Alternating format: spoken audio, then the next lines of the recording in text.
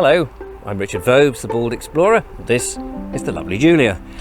And this is part of our continuing exploration of the wonderful Kentish village, Biddenden. And Julia, where are we today?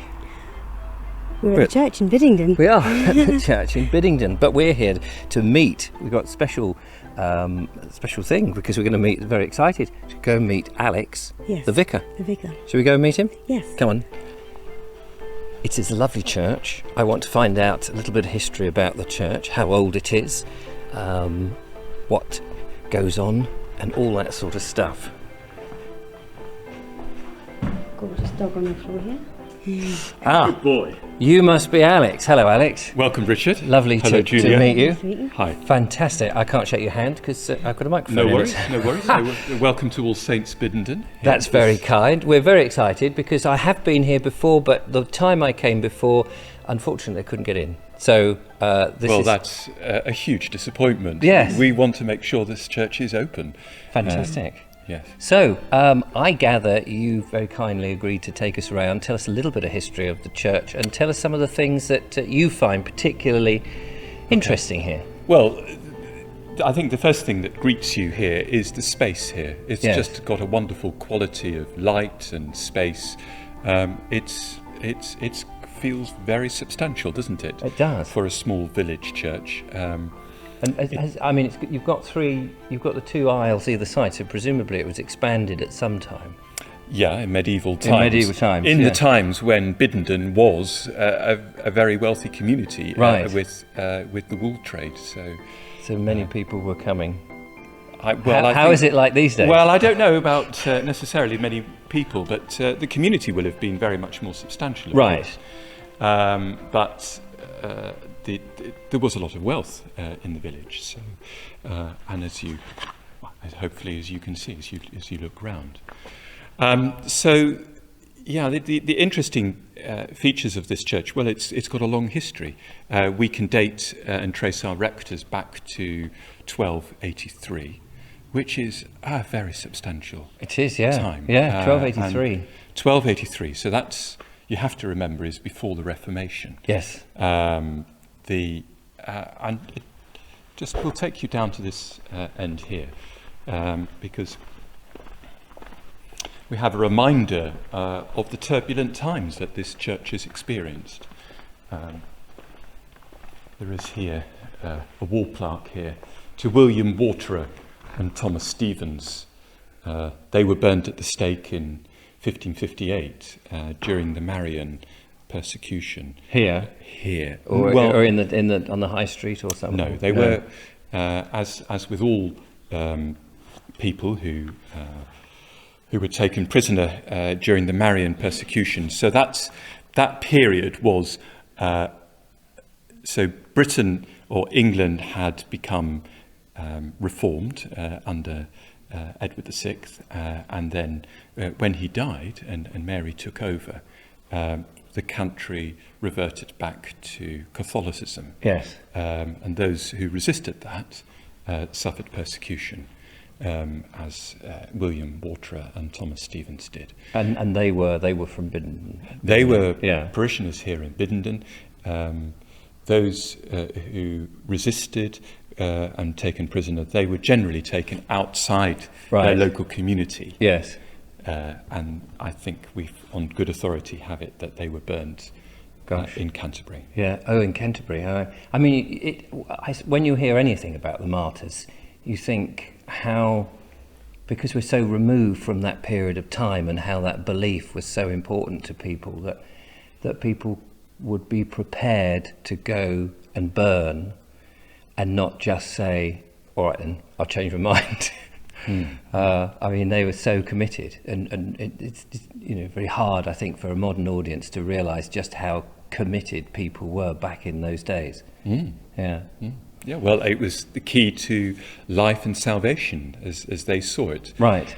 But I think it's a reminder of the turbulence that people will have experienced over those years, and how at one moment they were expected to worship and pray in one way, and then overnight Yes. had to change it. But it's not the only turbulence that they will have experienced, and what this church will have seen. Of course, the English Civil War. Yes, of course. And I don't have any direct indication here of that past. But that's another, will have been another very traumatic episode in people's lives and experience. Yeah. So tell me some of the interesting features of your church that particularly interest you. Well, you're looking at some of them here. Oh, okay. And the brasses that we have here on the ground. And I think if this one over here is particularly interesting.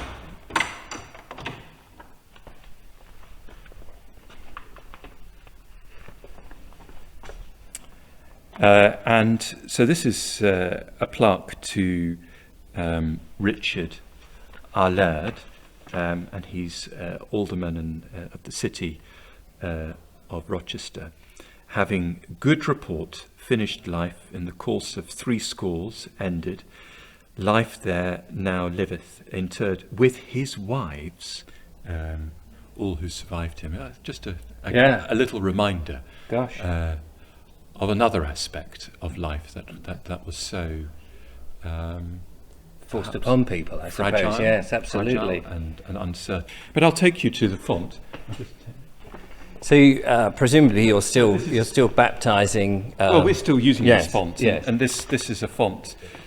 We're not clear exactly the date, but it's Purbeck marble, and we believe it's the oldest piece of furniture in the church, the oldest bit of the church. Right. Still being used, was used last Sunday for a baptism here. Oh, amazing. Yeah, so an incredible history. Yeah. The other thing that I might highlight here is our chest, also dating back from probably slightly later than the font, but also 12th century, a chest that was under royal command to be installed in all churches. And these initially will have been here to raise funds for the crusades. Oh, for the crusades. Oh, wow. Gosh, amazing. So can you imagine how that might go down these days? No, yes. For our adventures abroad. Yes.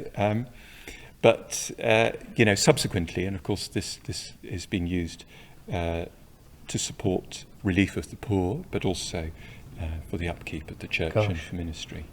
Gosh, and people can pass this as they come in and almost blanket completely, and it's almost secret there of it, because it doesn't say, it's does slightly it? anonymous, It's isn't it? Yes, absolutely. It's part of the church, and I think that's one of the things when you go into old places, there's so many things to see and so much to know, but you can just walk past because you're so used to seeing something, you're almost blind to it. I mean, we have that with our towns and villages. Only when Americans or overseas people come in, they say, wow, this building's old. And you go, oh yeah, no, that's right. It is old.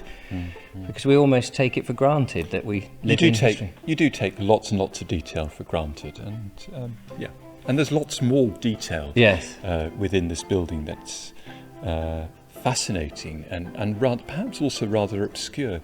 And another little thing, and I mean, this is nothing ecclesiastical, this is purely technical. If we just go over here, for instance, there's,